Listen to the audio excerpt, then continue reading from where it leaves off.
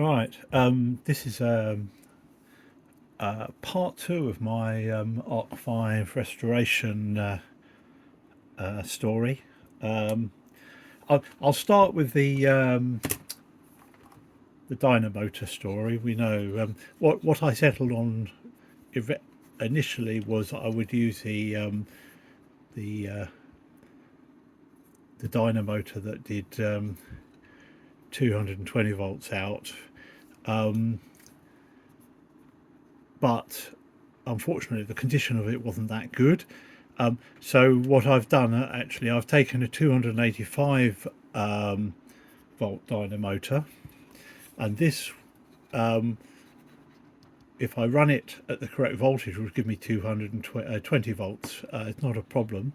So I'm just going to run it at a slightly lower voltage. So I've got a DC-DC converter that will do that, and that's going to be the solution for that. So recapping, this this unit here is wired for 12 volt heaters. So I'm going to run it at 13.8 volts. That will run the heaters.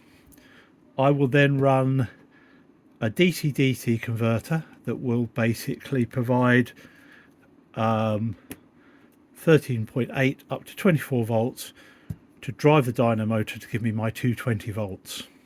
So that's a dynamotor solution. And while I was working on that, I decided to build myself a base plate like this. Well, this is just done on JLC PCB, and basically this fits over with some sockets connected, and I'll put an electronic DC-DC converter on it. So if I don't want the dynamotor running, I can just run it. So that's arrived, and I'll show you the finished product. So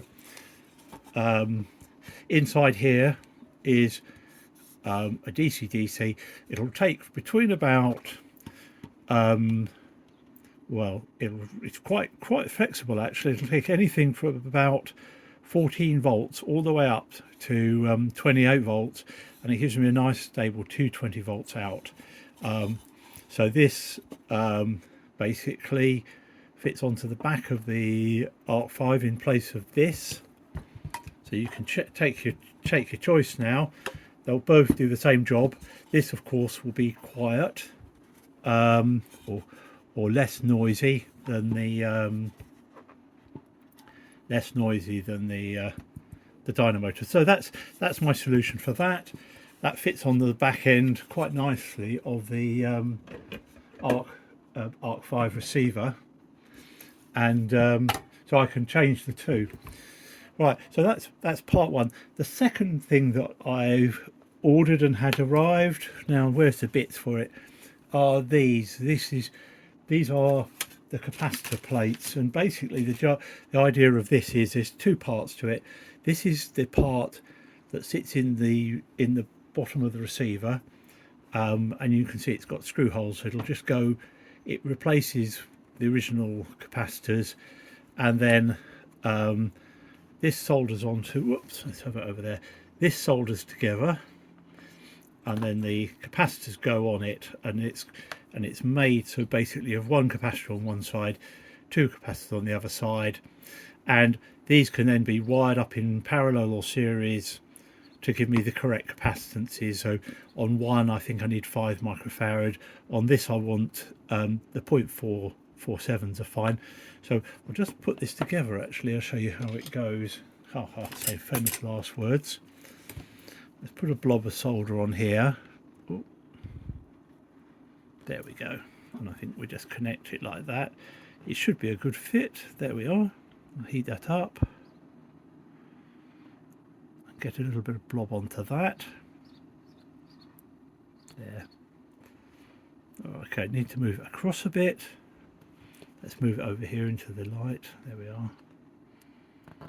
Get it right, and then that's it. And that's fine. Yes. So there we go. Could lean back a little bit. Just got to get this right at the first time. There.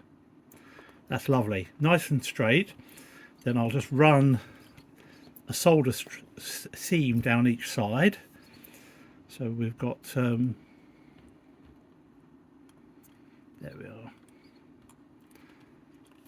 This is no big shakes.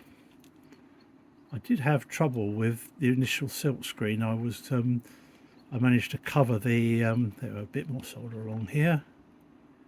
There, lovely one. And I'll do the other side now. Okay, and we can put some capacitors on it, and I'll show you where it goes or how it goes. This literally just made so that nothing super complicated or anything. You can just take that. There we are, lovely. That flows down there nicely, and there we are. That's one capacitor mount. That looks quite nice, and that will go in the Arc 5 receiver. Let's put some capacitors on it, says he. So basically this side, let's push this on here. Hold on, there we go. So those go on there.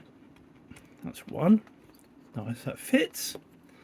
Let's do two more if I can find them. Where have they gone? One, two.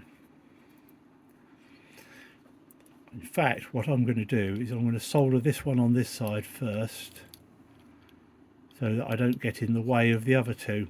And you'll see what I'm going to do in a second. If you want some of these, you've got an Arc 5 you're looking to receive, just get in touch. I'll probably leave my details. There we go.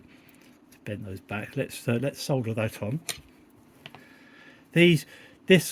All these pins on. All the pins on this end of the board are common. So there we go.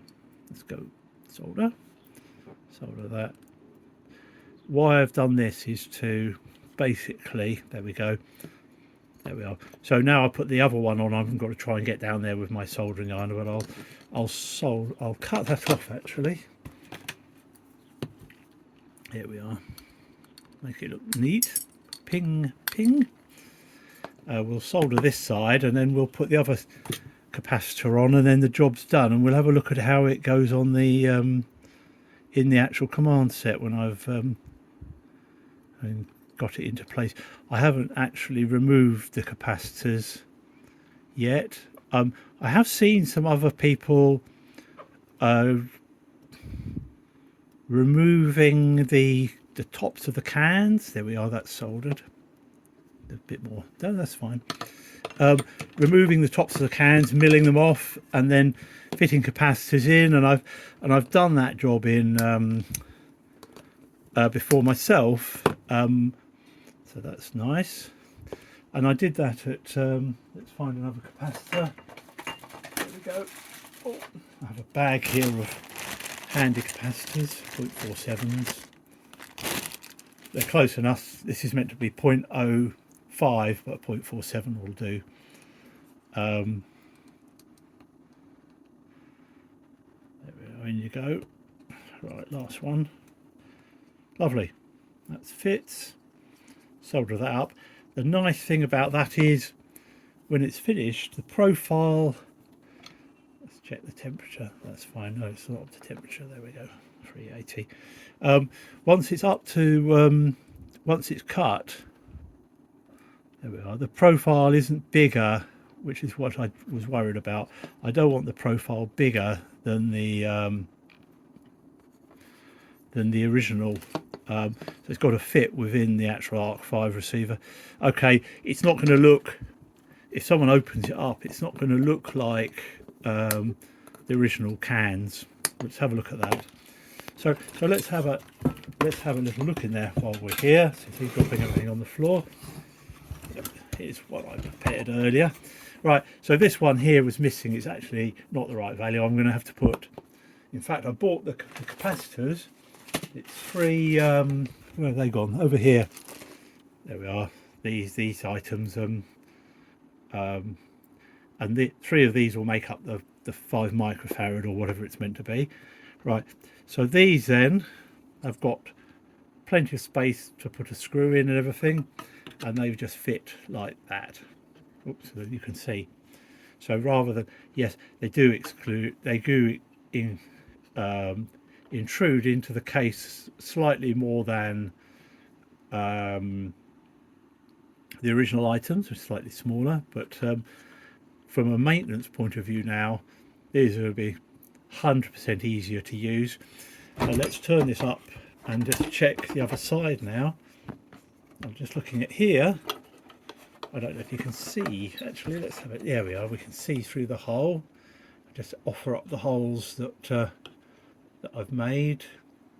There we are.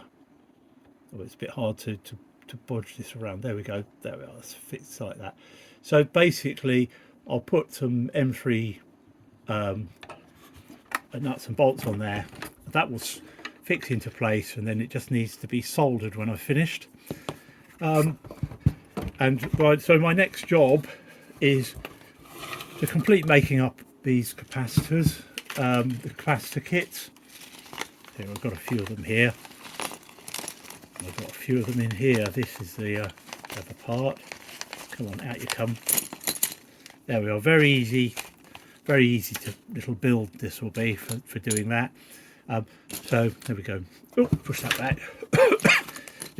All these items, I'll put them together. It's probably one job, and then I will make up all the various capacitors I need using these or the other ones. I've got slightly smaller values as well, so I can make up all the capacitors that are necessary to fit in the Arc 5 set.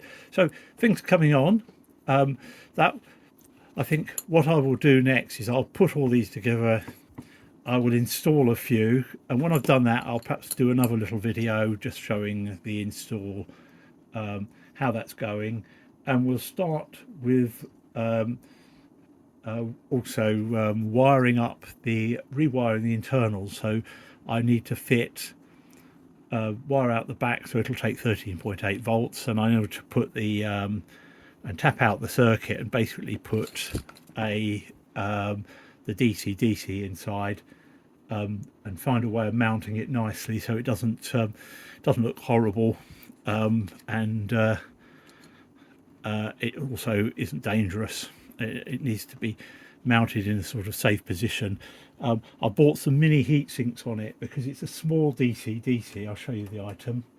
It's a small DC like this, and this device gets a little bit warm, so I've bought some stick-on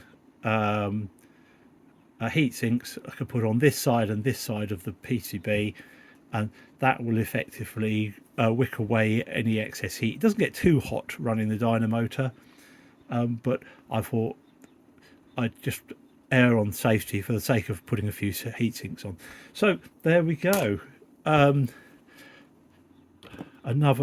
Another job to do and another bit progress made. At least these work nicely, and solder together quite well. I'm quite pleased with that.